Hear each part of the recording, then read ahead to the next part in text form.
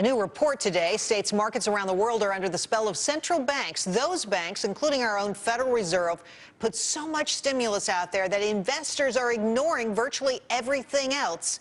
They've tuned out of bad news. So what's next for the market and your money? With us now, Alan Haft, author of You Can Never Be Too Rich, Jamie Cox, managing partner at Harris Financial Group, and Frank Fantozzi, president and CEO of Plan Financial Services. Welcome all. Alan, I will start with you.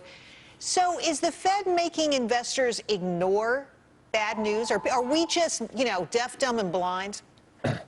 Very much so, because if you really think about it, Gerri, there is a lot of bad news out there. The economy really isn't growing as much as people predict it would. Unemployment is still up. Not a lot of great news out there. I mean, you can find scrapes of it here and there, but with interest rates so low right now, everybody's trying to find places to put their money to get a little bit of return on it. So with interest rates so low, it's making people kind of ignore all that stuff, and they're making them flood into the market to grab that yield. Obviously, that's changed a little bit over the last week, but very much so. Let me get Jamie in here. Jamie, is it time for the Federal Reserve to take away the punch bowl? I mean, we've seen this before. We saw this with tech stocks. Remember tech IPOs, the rally, the incredible bust and boom that went on there?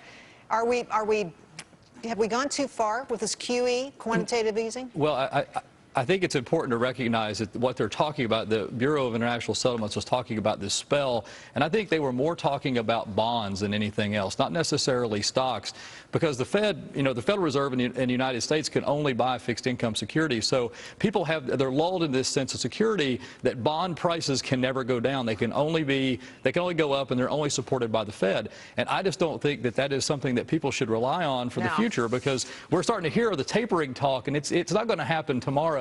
But it's definitely hearing it's going to happen sooner or later, and people are going to. Frank Fantozzi, what happens when we start tapering? What does the world look like?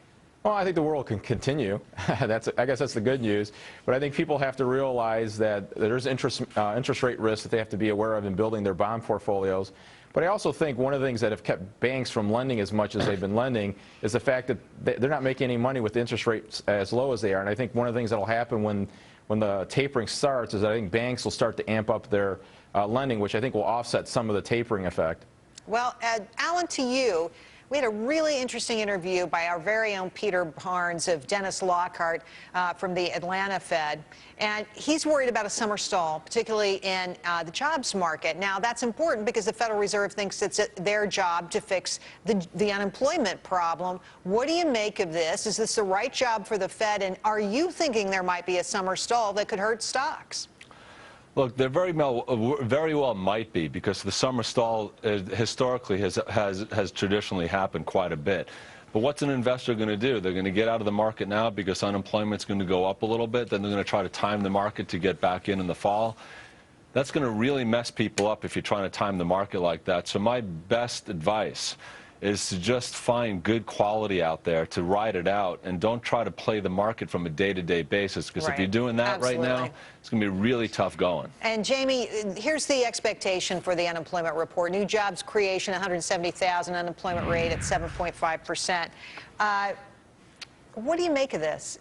I mean, we really need something more, don't we? Well, think about what we have learned over the last 5 years with all this extraordinary monetary policy. The Fed can buy bonds, they can manipulate interest rates, but they cannot buy jobs. And that is very, very important. You've seen pretty constant job growth all the way through this cycle, which means they have no control over it whatsoever, and the policy tools that they have to implement it won't work. So it's important to recognize for the folks at home that monetary policy and jobs, they don't mix really well. Even though it's part of the dual mandate of the Fed, they have to try, but they're not going to be successful at it. It's just not going to work. If we do get a disappointment of any sort at all, or even if they come in at the expectations, which is kind of punk if you ask me, what's the impact on the stock market? Well, I think it's going to be fairly minimal unless there's an overshot in the projection or an undershot in the projection. I think we're going to continue with a sluggish job growth. And when you look at the area of the job growth that's a problem, it's unskilled labor and trained labor force. And until that gap gets plugged by education, you're going to still have higher unemployment. And that's why I think you'll see QE3 continue and leave it left open-ended until the Fed hits its job number. Boy, oh boy. On and on it goes. The spending by the federal, there's no end to that money, no bottom to that supply. Alan, Jamie, and Frank, thanks for coming on tonight. Great job. Thank you, Jerry. Thank you.